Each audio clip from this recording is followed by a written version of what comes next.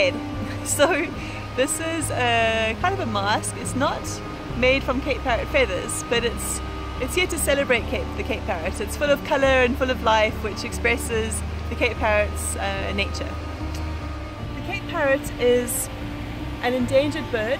It's endemic to South Africa, and there are only 1,600 birds left in the wild, 600 of which occur in the Amatola region, which is where we are right now. The Cape Parrot is highly sociable, they're full of character, they fly around in flocks and gather at night to discuss the day's events. And my colleague says that they have the brain capacity of a 3-year-old human, so they're very highly developed birds and completely worth protecting and ensuring their continued survival. So they rely on Afro-montane indigenous forest, which is the forest that we are currently restoring.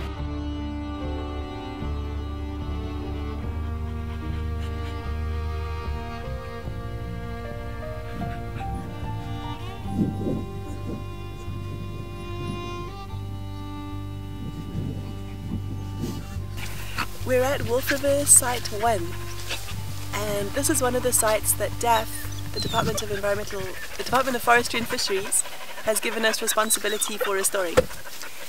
We've got currently 56 hectares that we are going to be restoring over the next 5 years. And Wolf River 1 was given high priority because there was evidence of extensive illegal harvesting that was occurring in this forest.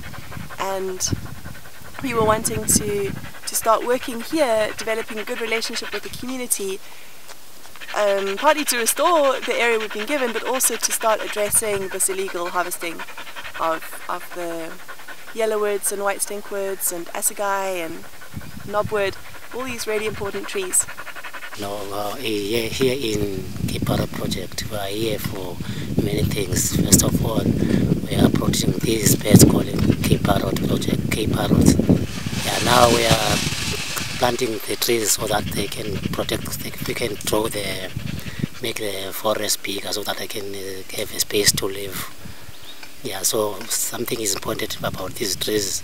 We want these trees to give them the food, even the birds on the forest.